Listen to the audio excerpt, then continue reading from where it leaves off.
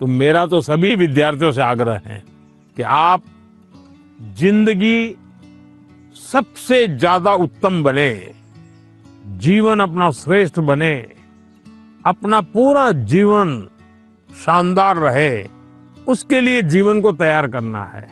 और शिक्षा एक माध्यम है, उस माध्यम के रूप में उसको करना चाहिए।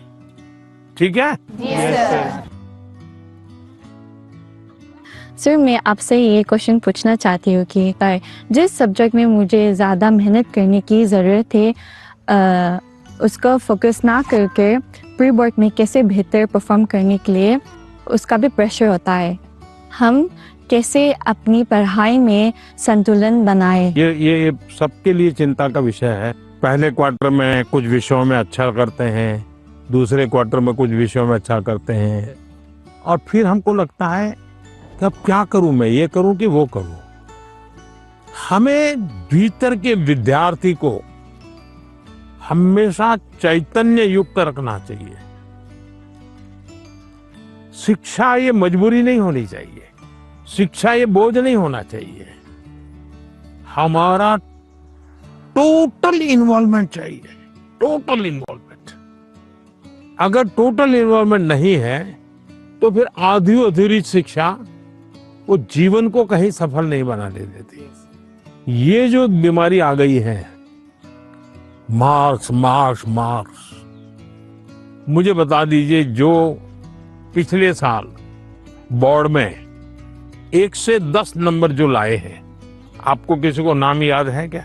बहुत मुश्किल से याद होगा जी। इतना ही नहीं, आप 1 महीने के बाद पूछोगे कि भाई ये अखबार में इनकी फोटो छपी थी, इनके नाम आए थे, वाहवाही हुई थी, फिर भी हम उतना उनको भी याद नहीं रखते।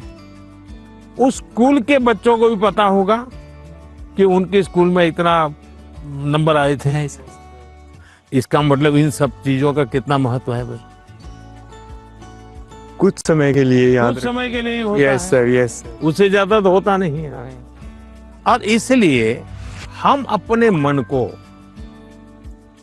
नंबर, मार्क्स, उससे जोड़ने के बजाय मेरे जीवन कहां पहुंचा, और उसके लिए लगातार अपने आप को कसते रहना चाहिए, कसौटी करते रहे खुद की।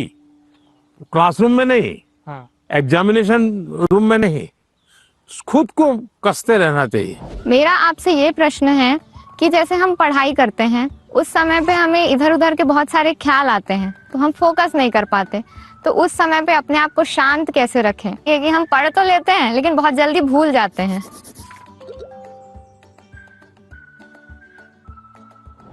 अब जैसे आज यहाँ आप आए हैं, आज से 25 साल के बाद कोई आपको आज के इस कार्यक्रम के विषय में को पूछेगा तो क्या होगा? भूल जाएंगे कि याद रहेगा? याद रखिए सर, ये बहुत यादगार रहेगा। सर, ये बहुत स्पेशल मोमेंट है जो हम आपसे मिल रहे हैं। नहीं, स्पेशल ऐसा नहीं है, आप स्वयं इन्वॉल्व है कि भाई हम घर से जब निकले होंगे ना, तब दिमाग में दिल्ली, पीएम के घर, यानी घर में भी फोन कर भी किया होगा तो ये नहीं क्या होगा ठंड कितनी है ना, अब अरे कल जा रहा हूँ, सुबह जाना है। इसका मतलब आप पूरी तरह इसमें इन्वॉल्व है कि नहीं है? इसी के कारण आपको 20 साल 25 साल के बाद भी यहाँ की हर चीज याद रहेगी। Yes sir. दूसरा, याद तब रहता है जब आप मौका देख करके दोस्तों से शेयर करते हो। आप अपने क्लास में अपने से जो कम होशियार जो स्टूडेंट है, ऐसे 1-2 को दोस्त बनाए और फिर उसको कहो मैं तुम्हें सिखाता। अपने से ऊपर का जो स्टूडेंट है, हमसे ज्यादा होशियार है, उसको कहो भाई 5-10 मिनट मेरे साथ बैठो, मुझे बताओ मैं ये सोच रहा हूँ ठीक है क्या, तुम करेक्ट करो, तो हमें डबल फायदा होगा। Yes sir. जब हम उनका भी ओपिनियन लेते हैं, हाँ, फिर हमें और थॉट्स आते हैं कि इसमें और क्या हो सकता है। तो इससे फायदा होता है। जी सर। नए नए आइडिया आते हैं। जी सर। तो आपका मन एकदम खुल जाता। जब मैंने उनसे क्वेश्चन पूछा, मैंने डायरेक्ट इंटरेक्ट किया उनसे और उन्होंने मुझे सेटिस्फैक्ट्री आंसर दिया, तब ऐसा लग रहा था कि we are living our dream. क्योंकि यहाँ आना सबके उसमें नहीं रहता, सबकी किस्मत में नहीं रहता। So I am feeling that I am very fortunate